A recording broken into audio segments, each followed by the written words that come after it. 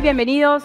¿Cómo están? Vieron que la presentación de Seba nos dejó confundidos a un nuevo nivel, ¿no? Ahora queremos disipar ese FOMO del AI y cada uno de ustedes lo está haciendo desde cada uno de sus roles. Así que me gustaría, Vicky, comenzar con vos y un poco sumando a lo que Seba nos fue contando. Necesitamos explorar, pero necesitamos obtener resultados rápido también. Es un desafío que ellos tienen. ¿Cómo logran ese equilibrio? Bueno, hemos vivido durante 23, 24 muchas pruebas de concepto, este año también, y cuando queremos empezar a acelerar, estamos obligados a pensar cómo tener una ecuación que nos permita tener una estrategia que sea sostenible de inteligencia artificial, que cuide la privacidad de los datos, pero al mismo tiempo que cuide nuestros costos. De ahí es donde todos los anuncios que vimos a la mañana de lo que se llama la estrategia de Red Hat AI, ahora tenemos un solo producto pensando que engloba todo. Que yo pueda bajar el consumo, ¿qué significa eso de los modelos de lenguaje? Para cuantizarlos, comprimirlos, hacerlos mucho más pequeños sin perder, por supuesto, lo que es la performance, la accuracy, y que al mismo tiempo los pueda, aparece un nuevo componente que se llama LLMD, que ya lo vieron anteriormente, pero me permite que ese procesamiento lo pueda distribuir en múltiples nodos. Claro. Eso baja el consumo mucho. Y cuando el IDC, digo, y muchos estudios que hay dando vueltas, comparten, ok, ¿qué es lo que está imposibilitando hablar del día 2 y el día 3 de inteligencia artificial? Digo, de que las pruebas de concepto puedan ir a producción, empieza a aparecer lo que dije recién, cómo controlar los costos, cómo controlar el tema de la privacidad, porque hay exigencias y regulaciones, y cómo controlar lo que son las alucinaciones, sesgos y bias para un uso responsable de inteligencia artificial. Justamente de eso vamos a hablar ahora, un poco de sesgos, de alucinaciones y algo que todos tememos, cómo confiar, cómo tomar decisiones confiables en este momento de desarrollo de la IA. Ustedes saben que Red Hat es parte de la IA responsable, porque no es IA de cualquier manera. Tenemos que desarrollarla de una manera responsable y por eso anunció su participación en IA Américas y por eso me gustaría darte la bienvenida, Vanessa, para que compartas desde IA Américas ¿cuáles son los criterios que tienen en cuenta para evaluar si un modelo de IA tiene sesgos o no? ¿Cómo trabajo eso?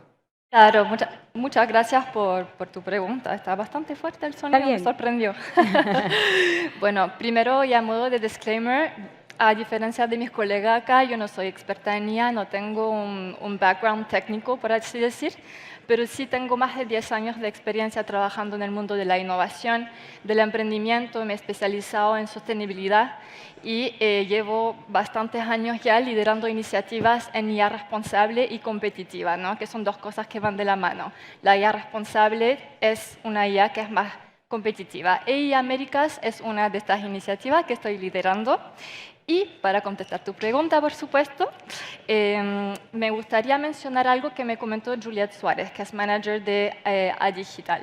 Y ella tiene un PhD en sesgos, o sea, lleva 6 años estudiando sesgos. Y me comenta de que los sesgos algorítmicos son uno de los principios éticos más complejos de abordar.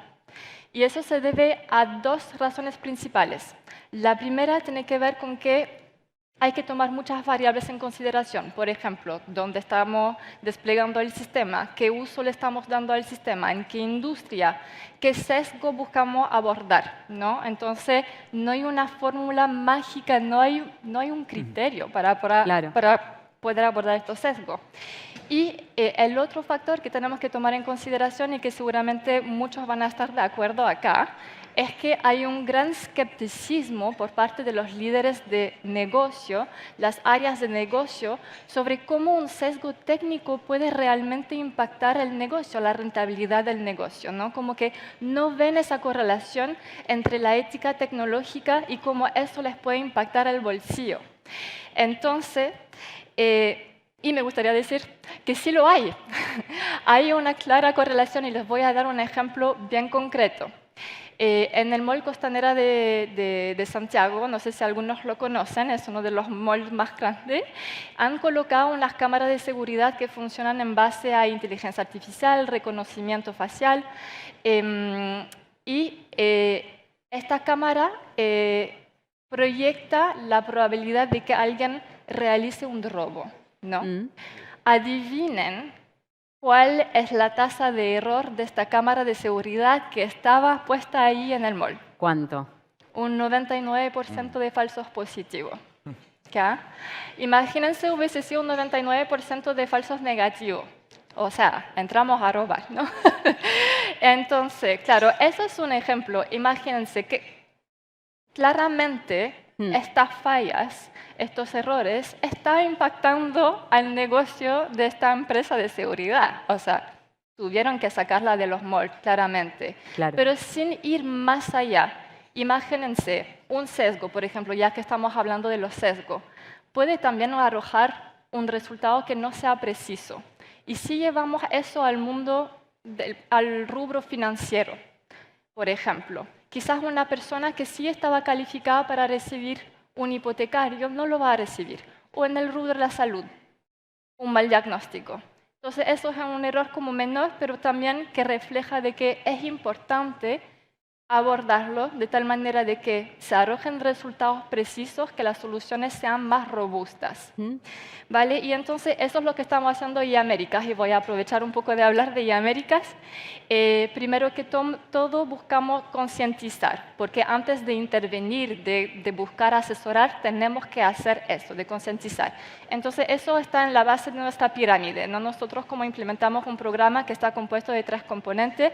El primero está enfocado en eso, el segundo componente está enfocado en formar, instaurar capacidades, y el tercero está enfocado en empujar la adopción de herramientas que sean prácticas y accionables. Y Red Hat nos está apoyando en la selección de estas herramientas para que las empresas, las startups y las pymes puedan empezar a implementar mejoras para que puedan avanzar en ese camino hacia una IA que sea más responsable. Gracias, Vanessa. Y qué importante pensar en esos sesgos, sabiendo que la IA se alimenta bastante de nuestros sesgos, ¿no? Sí. Nosotros vamos y consumimos esos outputs con un sesgo de confirmación. Y no solo sesgos, están las falacias. La IA nos entrega muchas falacias hermosamente escritas, pero son falacias. Entonces, qué importante trabajar en esto de los sesgos. Vicky, ¿cuál es tu mirada sobre esto? ¿Cómo trabajamos? Muchas veces pensamos que la alucinación a veces se puede mitigar nada más con la técnica con la cual yo pueda alinear un modelo, y no es suficiente. Necesitamos establecer diferentes tipos de capas, desde el diseño y la arquitectura, en donde buscamos manejar modelos que sean pequeños, que uno pueda detectar rápidamente esa alucinación, en donde además no ponemos en contacto directamente, o sea, desmitificamos lo que es, todo se puede resolver con un LLM, sí. ¿Es eficiente? No. ¿Puede alucinar mucho más? Sí, porque es mucho más, claro, digamos, habilidoso para alucinar. Entonces, el hecho de poner modelos pequeños ayuda. El hecho de cómo elijo la tecnología. Hay modelos abiertos que están referenciados, como lo que es Granite, están referenciadas las fuentes con las que fue entrenado. Y el estar referenciado, eso hace que yo entienda para qué casos de uso, como decía Vane, para qué casos de uso puede ser bueno ese modelo y qué tipo de datos necesito alinearlo.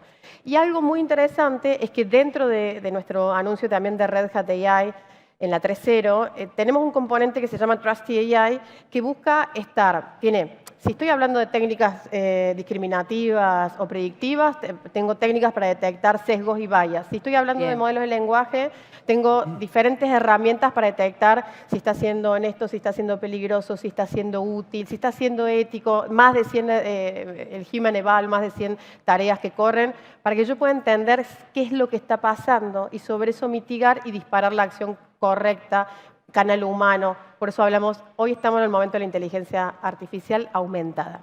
Muchas gracias, Vicky. Sebastián Cao, tenemos 2 Sebastián, así que voy a tener que llamarlos con el apellido también. Hay tantas opciones en el mercado, hay tantos modelos. Por eso también este FOMO de AI. ¿Cómo hago para seleccionar el modelo que necesito para los casos específicos? Mira, obviamente va cambiando muy rápido. Creo que lo principal que hacemos cuando vemos un caso de uso enterprise, y charlábamos antes de alucinar y demás, creo que es importante separar. Hoy muchos consumimos AI o Generative AI en un modelo más de consumer, más de que paso la tarjeta y tengo una suscripción como Netflix, y está pensado para que yo vaya como YouTube y siga consumiendo y me quede y me ayuda y me propone y está siempre a mi servicio. Y una experiencia enterprise donde yo quiero resolver un problema de negocio básicamente es mucho más acotado. Yo no necesito ser totalmente obsecuente y decir, sí me equivoqué, te sigo ayudando, sino necesito resolver el problema de inicio a fin. Claro. Entonces, lo primero que tratamos de entender es eso. ¿Cuál es la experiencia que estoy sirviendo, digamos? ¿Qué es lo que quiero resolver? Una cosa es hablar con una persona y guiarlo en un problema, y otra cosa completamente diferente es tomar un set de datos y seguir un patrón y encontrar un resultado, o una diferencia, o una discrepancia, o un fraude. Entonces, una vez que entiendo la experiencia que quiero servir y los datos de entrada y de salida, ahí empezamos a ver de todos los posibles modelos que hay, que open source hay muchos, cuál es el más adecuado. Y Victoria referenciaba mucho el tema del tamaño. Los laboratorios de frontera, digamos, los OpenAI y demás, siempre van a tirar el modelo más grande y van a tratar de abarcar la mayor cantidad de casos de uso posible, porque son herramientas generales. En un caso de uso Enterprise, yo quiero, como decíamos, resolver inicio a fin. Entonces, hay modelos mucho más pequeños, con mucho menor consumo de recursos y mucha menos variabilidad, mucho más un poco predictivo, siendo un modelo totalmente naturalmente no predictivo, donde puedo trabajar con ese tipo de modelos. Entonces tratamos siempre de, una vez que entendemos el caso de uso, ir hacia atrás y comprimirlo lo máximo posible para encontrar el mejor modelo. Y eso evitas también que se vaya por las ramas, que sea mucho más asertivo.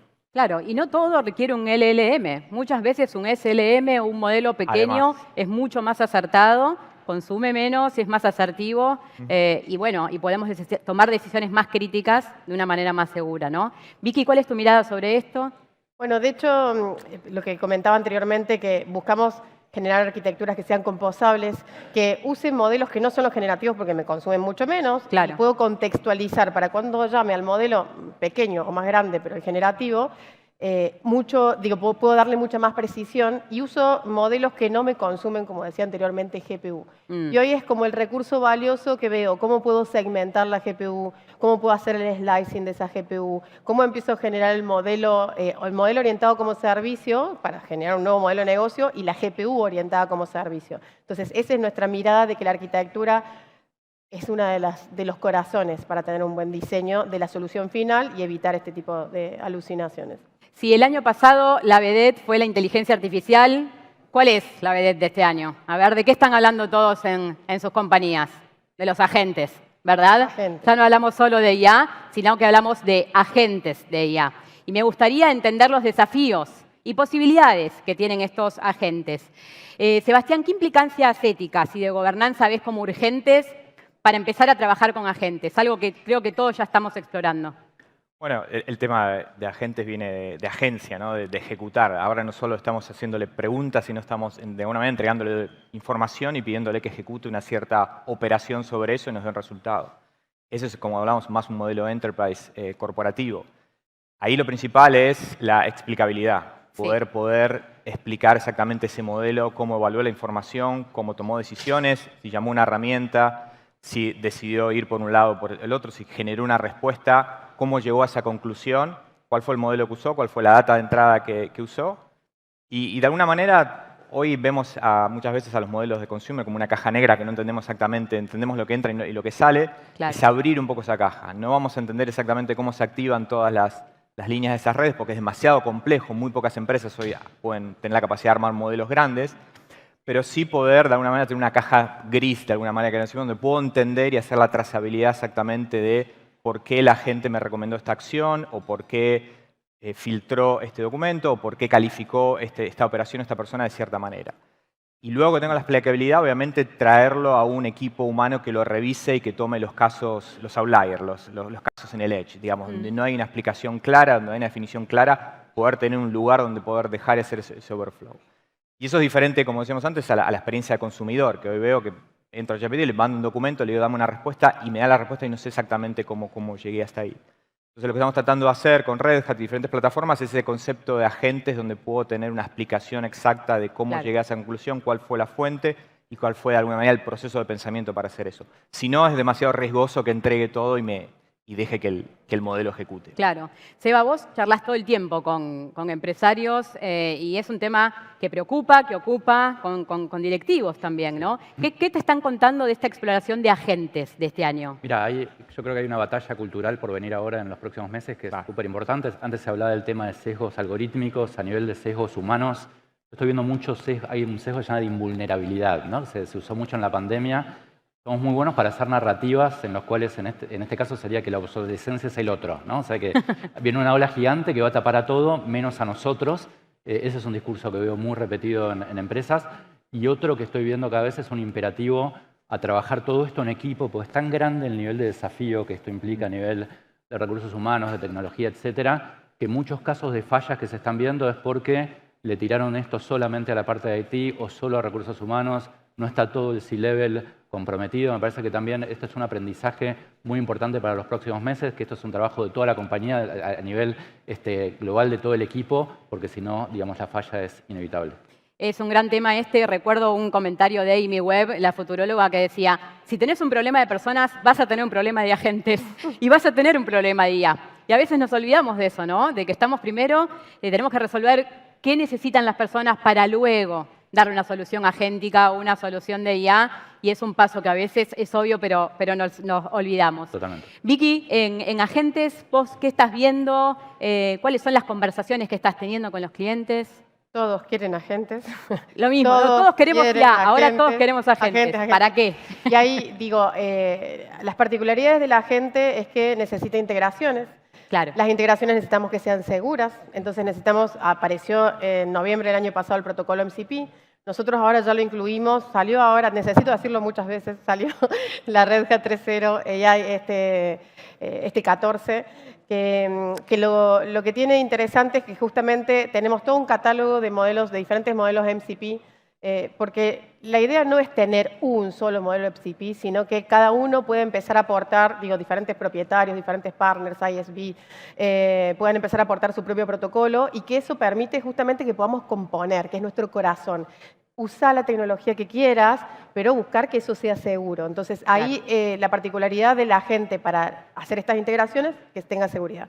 La particularidad de usar modelos, hay un catálogo también de modelos que están validados y eso está bueno porque permite además tener ese filtro de que puedan ser después cuantizados, comprimidos y bajar lo que hablamos antes del costo. Entonces, toda esa plataforma Agentic que estamos empezando a ofrecer desde lo que es todo el stack de Llama, ayuda a que podamos rápidamente poder construir agentes con ya estos modelos ya, como decía, validados y que justamente cuiden la privacidad y el costo de las empresas, que es lo que hoy se está pidiendo a nivel de regulación, más que nada en la parte de privacidad.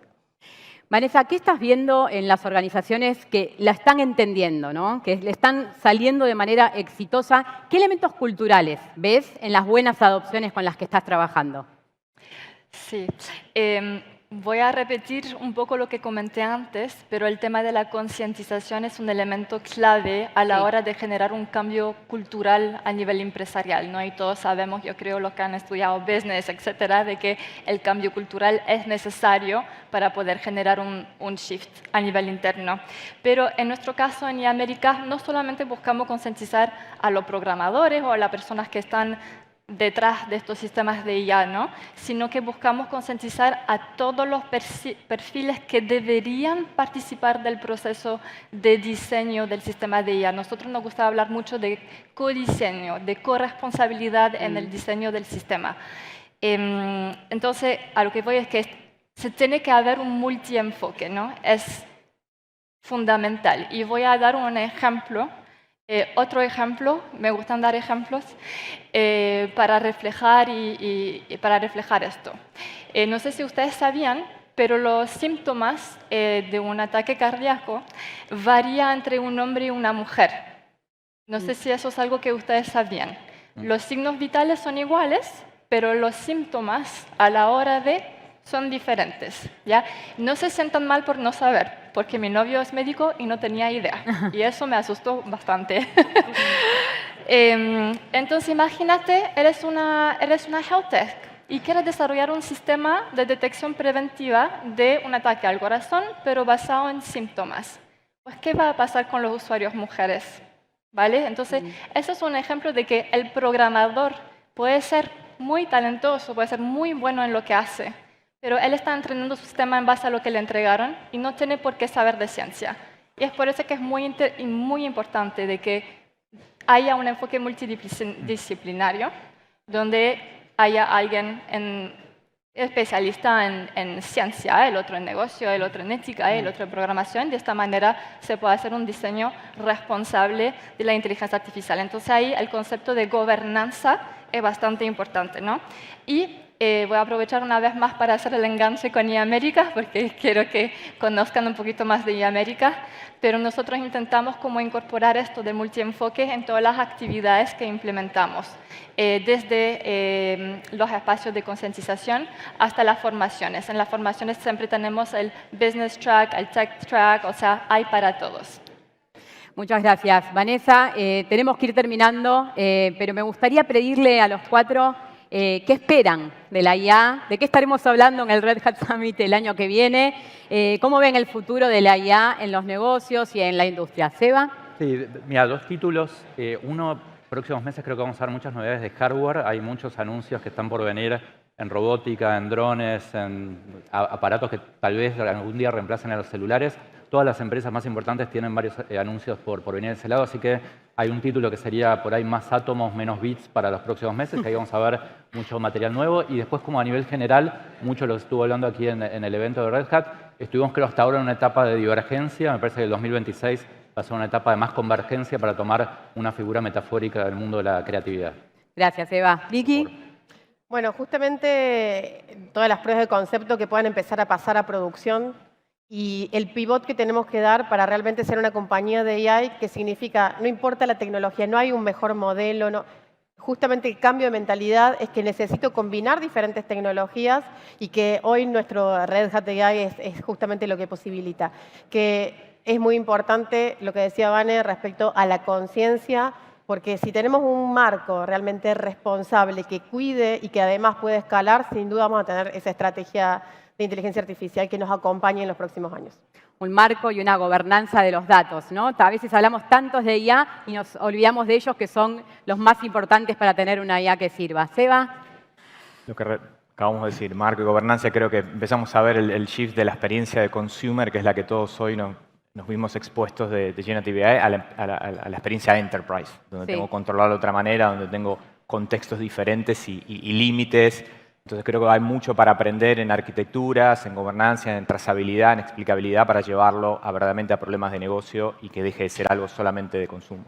Hay mucho trabajo humano para usar la tecnología para que nos aumente realmente. ¿Vanessa? Sí, yo creo que lograr un cambio de paradigma, ¿no? De que cuando hablamos de la ética, realmente estamos hablando de requisitos técnicos fundamentales para poder hacer que se tienen que implementar para que la empresa sea más competitiva y pueda crecer de manera sostenible. Entonces, como que mi visión es que todas las startups de todo tipo de tamaño empiezan a ver la IA responsable como sinónimo de competitividad y que la implementan desde etapas tempranas. Y bueno, quiero solamente, como sé que estamos cortos de tiempo, agregar de que es cierto que hemos hablado mucho de sesgos, hay muchos más principios éticos que también Sebastián mencionó, como tema de transparencia, de explicabilidad. Y en Digital tenemos un certificado de transparencia algorítmica que justamente evalúa la transparencia y explicabilidad de los sistemas de IA, y este mismo certificado lo estamos trabajando con Minsight en España, otra consultora Big Four que no puedo mencionar, y lo vamos a trabajar, por supuesto, con Red Hat también. Excelente. Un fuerte aplauso para este panel. Muchas gracias a los cuatro.